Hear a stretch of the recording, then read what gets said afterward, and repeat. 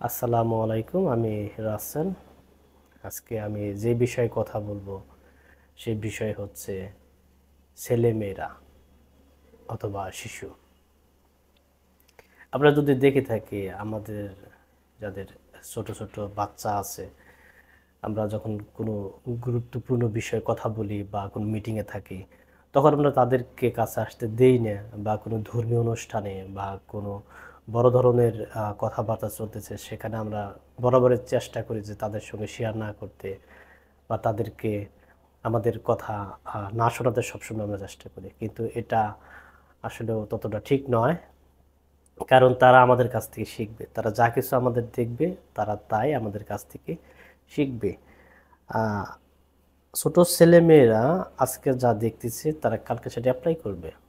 তারা সবসময় চায় কপি করতে। সেই কারণে বাবা মা যারা আমরা আছি, আমাদের সবসময় সতর্ক থাকা উচিত। আমরা কি কথা বলি তাদের সামনে, তাদেরকে কি দেখাচ্ছি, সব বিষয়ে আমাদের একটু মনোযোগ থাকা উচিত। আসুন দেখি যে মাহমুদের পাক কালাম এই বিষয়ে কি বলেন।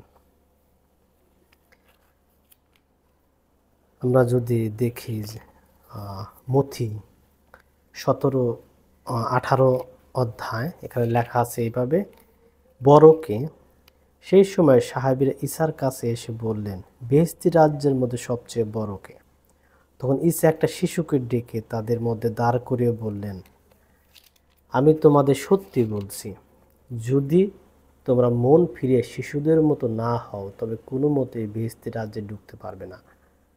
যে কেউ এই শিশুর মতো নিজেকে নম্র করে সেই বেহেশতি রাজ্যের মধ্যে সবচেয়ে বড়। আর যে কেউ এর মতো কোনো শিশুকে আমার নামে গ্রহণ করে সে আমাকেই গ্রহণ করে। আমেন। অর্থাৎ শিশুরা খুবই গুরুত্বপূর্ণ। আমরা বড়রা অনেক সময় ঝগড়া করি, অনেক সময় হিংসা করি, কারোর সঙ্গে কথা বলতে চায় না। কিন্তু শিশুরা আমরা দেখবেন যে তারা ঝগড়া করার পরেই কিছুক্ষণ পরে আবার তারা তার বন্ধুর সঙ্গে, তার সহপাঠীর সঙ্গে মিলে যাচ্ছে। তার মানে তাদের ভিতরে হিংসা কাজ করে না। ঠিক সেইভাবে ঈসা মসীহ আমাদেরকে শিক্ষা দিয়েছেন যে আমাদের শিশুর মতো হতে হবে। তাদের চরিত্র আমাদের অন্তরে গাঁথতে হবে। লাইক তারা সব কিছু ভুলে যায়, মনে রাখে না। হিংসা, রাগ, অভিমান, এগুলো খুবই ভালো দৃষ্টান্ত, আমাদেরকে শেখা উচিত। ঈসা মসীহ আমাদেরকে কি শিক্ষা দিয়েছেন। আমরা যদি আরেকটা আয়াত দেখি, মাহমুদুল কালাম আমাদেরকে কি বলেন। মথি 10 অধ্যায় 13-16 আয়াত পর্যন্ত লেখা আছে এখানে এইভাবে: হযরত ঈসা মসীহ ও ছেলেমেয়েরা। পরে লোকেরা ছোট ছোট ছেলে মেয়েদের ঈসার কাছে নিয়ে আসতো যেন তিনি তাদের উপর হাত রাখেন। কিন্তু সাহাবীরা সেই লোকদের বকুনি দিতে লাগলেন। ঈসা তা দেখে অসন্তুষ্ট হয়ে সাহাবীদের বললেন, ছেলে মেয়েদের আমার কাছে আসতে দাও, বাধা দিও না, কারণ আল্লাহ রাজ্য এদের মতো লোকদেরই। আমি তোমাদের সত্যি বলছি, ছোট ছেলে মেয়ের মতো করে আল্লাহ শাসন মেনে না নিলে কেউ কোনো মতেই আল্লাহ রাজ্যে ঢুকতে পারবে না। তারপর ঈসা সেই ছেলে মেয়েদের কোলে নিলেন এবং তাদের মাথায় হাত রেখে দোয়া করলেন, আমিন। তো এখানেও খুবই গুরুত্বপূর্ণ বিষয় আছে যে ছোট ছেলেমেয়েরা কতটা জরুরি, কতটা গুরুত্বপূর্ণ আমাদের জন্য। আসুন আমরা মোনাজাত করি। আল্লাহ আমাদেরকে বোঝার তৌফিক দান করুন।